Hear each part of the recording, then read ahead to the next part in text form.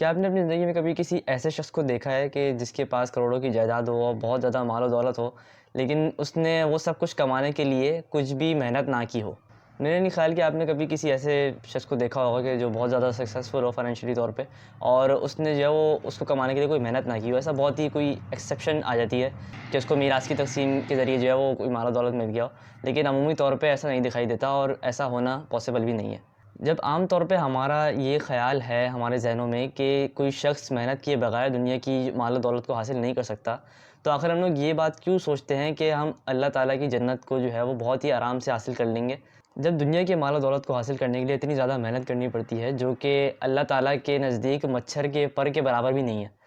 تو کیا آپ کے خیال میں جنت کو حاصل کرنے کے لیے ہمیں محنت نہیں کرنی پڑے گی؟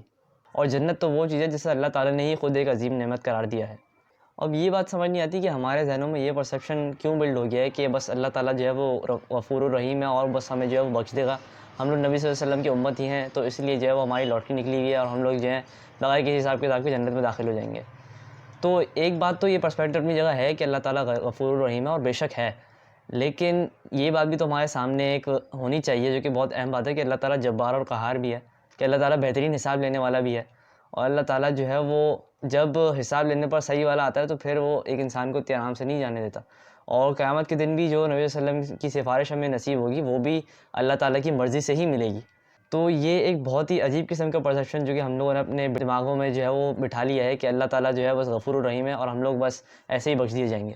تو اس حوالے سے جو ہے وہ قرآن کی بھی کچھ بہترین قسم کی آیتیں ہیں جو کہ ہمیں اس بات کی وضاحت کرتی ہیں کہ ہم اپنا جائزہ لیں۔ اس میں سے سب سے پہلے تو سورہ بقرہ میں ہمیں ایک آیت دکھتی ہے جس میں اللہ تعالیٰ نے یہ کہا کہ ام حسبتم ان تدخلوا الجنہ، کہ تمہیں لگتا ہے کہ تم ایسے ہی جنت میں داخل ہو جاؤ گے؟ تم سے پہلے جو لوگ آئے انہوں نے اتنی جو ہے وہ مشکلیں برداشت کی کہ ان کے جو نبی اور صالحین لوگ تھے وہ یہ کہہ اٹھے کہ اللہ کی مدد کب آئے گی؟ پھر اللہ کی مدد آئی۔ تو یہ پوری آیت کا میں آپ کے مفہوم آپ کے سامنے میں نے رکھ دیا آپ کہنے۔ اور اسی طرح پھر سورہ آل عمران میں بھی ہمیں یہ بات ملی ہوتی ہے کہ اللہ تعالیٰ نے اس میں بھی یہی فرمایا ہے کہ تمہیں لگتا ہے تم ایسی جنت میں چلے جاؤ گے کہ جب تک اللہ تعالیٰ تم میں سے جو ہے وہ جو صبر کرنے والے ہیں اور تم میں سے جو صحیح لوگ ہیں ان کو چن نہیں لیتا۔ اور اس کے علاوہ پھر ہم جاتے ہیں آگے سورہ عنکبوت میں، تو اس میں بھی ہمیں بات دکھ رہی ہوتی ہے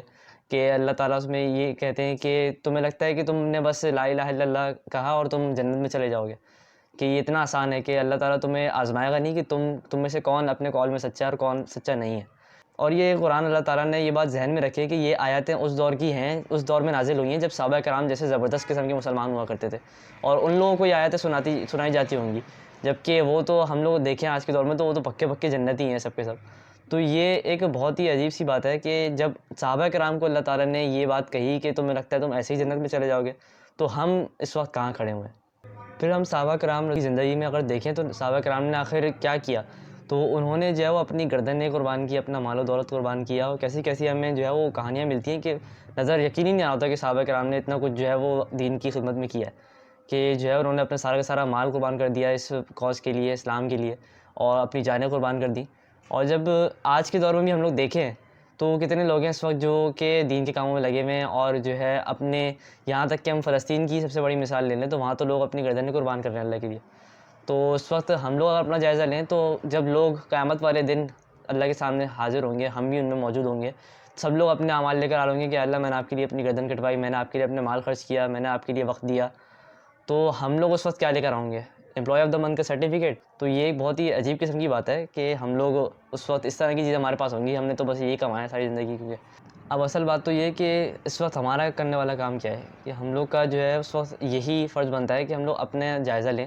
اور اپنے ہی حساب سے جو ہے وہ دیکھیں کہ ہم لوگ کیا کچھ کر سکتے ہیں اور اس وقت ہم لوگ کیا کچھ نہیں کر رہے ہیں۔ تو اس وقت ہمارا یہ فرض بنتا ہے کہ ہم لوگ کم از کم جو ہے وہ کوشش کرنے میں لگیں کہ ہم لوگ اللہ تعالیٰ کے دین کی کس طرح سے خدمت کر سکتے ہیں اور کس طرح سے اللہ کے قریب خود کو کر سکتے ہیں۔ کیونکہ جب ہم کوشش کرنا شروع کریں گے تو ظاہر ہے پھر اللہ کی طرف ایک قدم بڑھایا جائے، اللہ 10 قدم ہماری طرف بڑھاتے ہیں۔ تو پھر یہ ایک ضروری پوائنٹ ہے کہ جس پہ ہمیں فوکس کرنا ہے، خاص طور سے اس وقت رمضان بہت قریب آنے والا ہے، تو اس لیے جو ہے وہ اس رمضان کو صحیح قسم کی جو ہے وہ تیاریاں کرنا شروع کر دیں، کس طرح سے اللہ کے ساتھ جو ہے ایک تعلق جوڑنا ہے۔ تو اسی کی برکت ہو سکتا ہے اللہ تعالیٰ ہم سے بھی کوئی دین کے اچھے اچھے کام لے۔ تو اس لیے میں امید کرتا ہوں کہ آپ کو اس ویڈیو کا پیغام سمجھ آیا ہوگا، اور اللہ تعالیٰ مجھے اور آپ کو دین پر عمل کرنے کی اور دین کا جو ہے وہ سہارا بننے کی توفیق عطا فرمائے کہ ہم اللہ تعالیٰ کے دین کی خدمت میں لگیں اور کچھ نہ کچھ وقت جو ہے وہ اللہ تعالیٰ کے لیے نکالیں۔ انشاءاللہ آپ سے اگلی ویڈیو میں ملاقات ہوگی، تب تک کے لیے اپنا خیال رکھیے گا۔ السلام علیکم۔